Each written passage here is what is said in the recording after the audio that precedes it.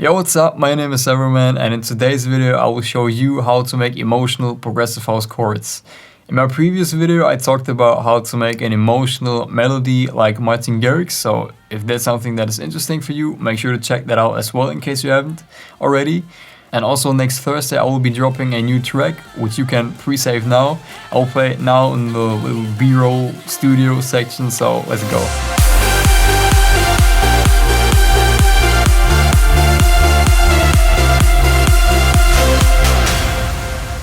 Alright, so in this video I will show you my way of making emotional progressive house chords. And obviously there are like several ways how to do it, but I will show you my way.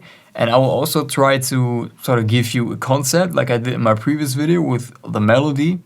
So yeah, let's go right into FL Studio. So I've already opened up an FL Keys, as you can see. I think it's always nice to make the chords with a piano, or at least to start with a piano for that. So when I make my chords, and this is also something that I would generally recommend, I'll always start with the bass notes or with the bass line, because I think the bass line for the chords will set the foundation. So you can pretty much say there's like a handful of chord progressions or like bass lines that are used in 99% of the tracks that exist. So what you can do is you can just grab one of these ones, and I will just start to show you one of these. So for example, a very common bass line is this progression, for example, right here.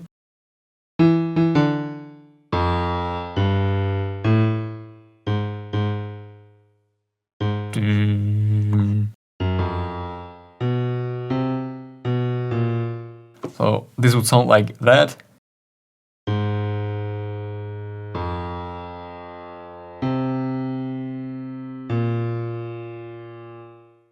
Another bass line that is used a lot in progressive house is this one, for example.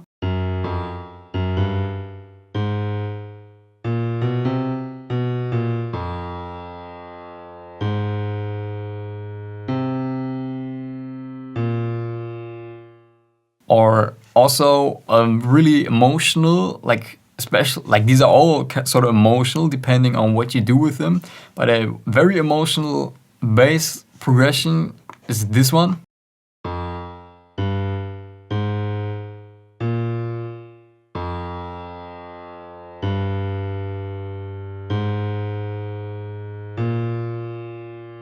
So this one, for example, is used in the track Anywhere for You by John Martin, and also like in a bunch of other progressive house tracks, like also Madison Psycho, for example. They tend to sort of use these bass notes as well. So let's just keep this bass progression that we have now, and let's start to build our chords around these.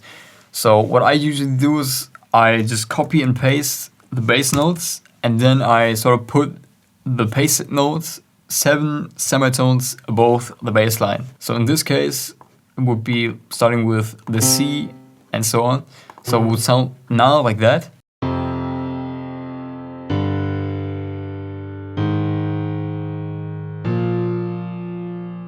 So this will always work if your bass line is correct. So technically now we only need to add one more note on each double note that we have right now in order to create a full chord.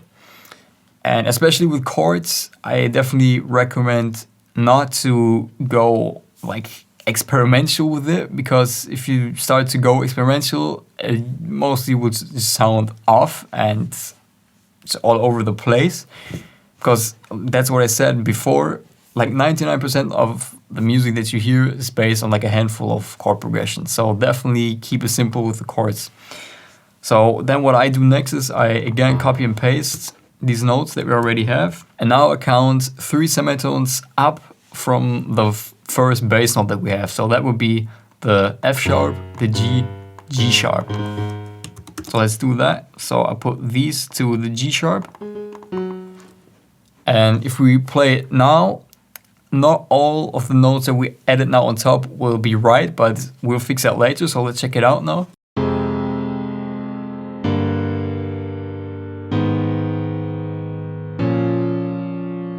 So these first 2 ones, I'm really happy with these, but with these ones I'm not really happy. So let's try to adjust these. Usually it's just about adjusting them by 1 semitone. So let's try to, yeah, maybe put this one to the C and this one to the D, and this should fix it.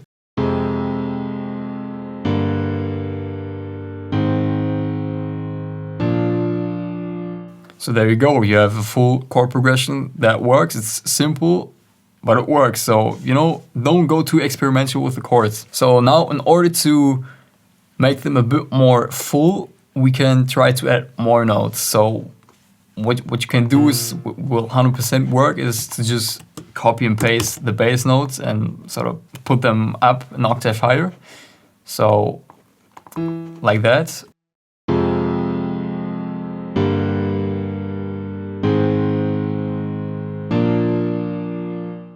So that sounds pretty good already, right? So you could actually just leave them like that and use them like that in your track. And what I do then next is I always add an emotional note on top of each chord. So in each scale, you have one note that will always sound very emotional. Now it's kind of hard to explain where this, like which note it is that is like that emotional one. Like if you listen to a lot of tracks, you will be able to tell which note this emotional one is. So for example, with this scale, it would be the D sharp, this one right here. So if we add this one on top of each chord, like that,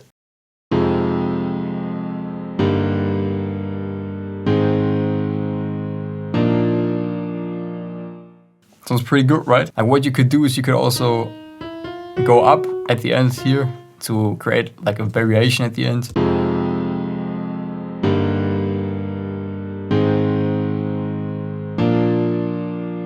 And there we got a pretty nice chord progression, which sounds really emotional, I would say.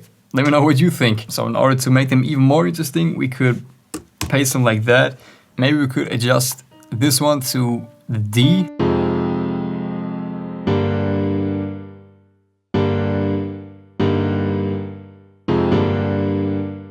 It also works nice, and I think it's just, yeah, it's a nice variation to it.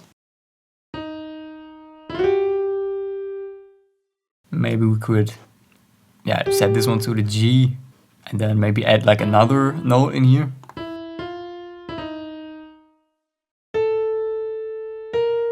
And then another one at the end to sort of make these last two chords more full or more special, whatever.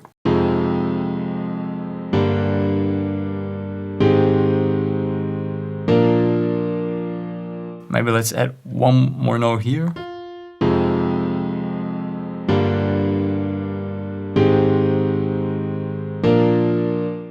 Alright, so let's check out again the entire thing.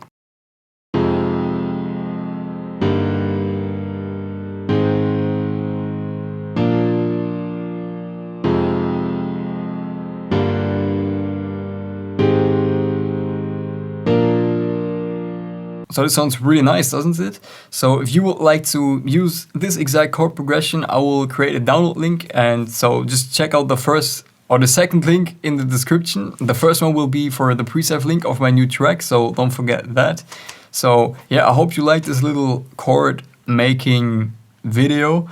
If you did so, make sure to leave a thumbs up, comment as well, and don't forget to subscribe to my channel. I hope to see you in the next video. Bye.